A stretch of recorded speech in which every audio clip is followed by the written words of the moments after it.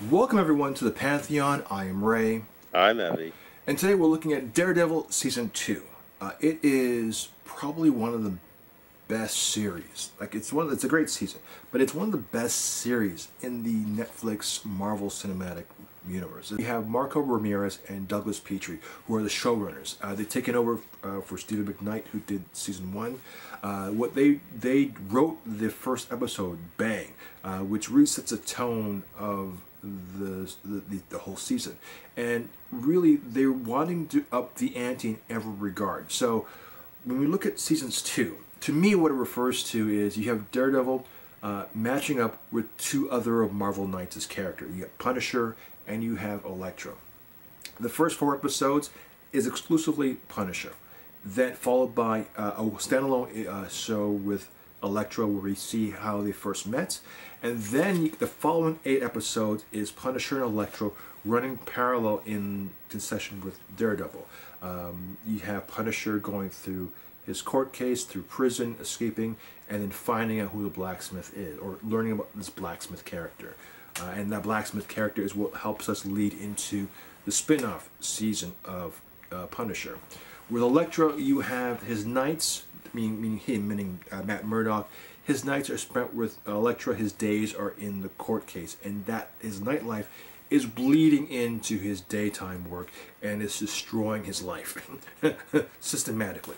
So, and there's so much action in that, and the characters of and I say parallel, the characters of Punisher and Elektra, they never coincide, they never intersect. It's only near the pivotal end that they are sharing the same scene, and even in that is not necessarily 100% true. So I really enjoyed it, but what were your thoughts? I love the the cinematic parts where he's chasing him down the stairs, like to, I guess, get out of the hospital or something. I guess they're chasing after him.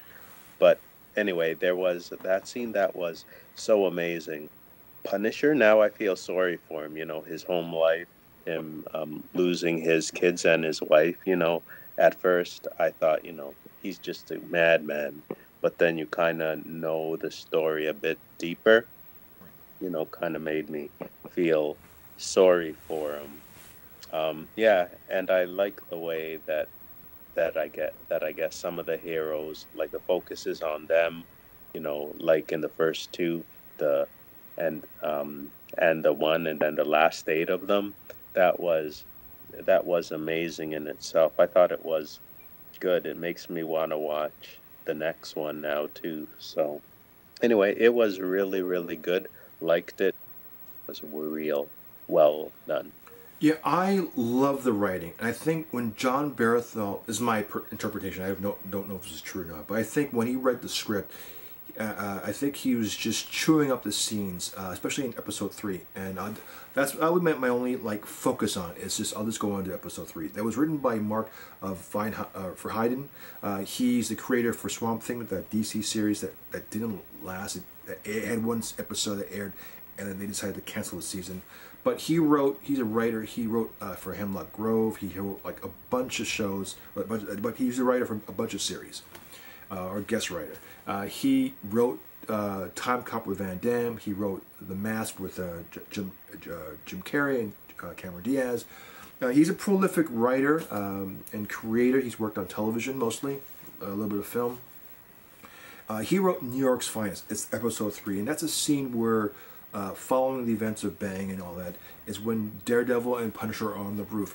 And the dialogue, if I was John Barenthal, if I was Charlie Cox, just reading this dialogue and going into the whole argument of he mentions your Daredevil's a half measure, and you're not, and what the discussion with Grotto and how far the scale of justice and the determination of what really is guilt, the definition of who is guilty in their hearts and who was a bad person, and looking at that fine line. I mean, just the dialogue given. I'm sure that when you, as an actor, if you're reading that, what you're seeing is they're just chewing up the scenery, just making a meal out of the dialogue, just really going for it. And I think as an actor, though I'm not an actor, I could just imagine how fun it must be to do those scenes, to really go for it. And also, of course, you have all the stunts and fighting choreography and all of that mixed into this giant blender of fun. But it's just, you have these great conversations, and then these characters can really let loose, and these actors can really let loose and become the characters and deliver such commentary, such reverence of the law. I don't know. It's a timepiece just to watch onto its own, just to see how if you're looking at how Punisher starts off, he's very subdued. He doesn't even talk that much, and then little by little, Matt gets him to open up and really let loose. And they do have their fights, but you can see how Punisher respects him. That's why he doesn't kill him.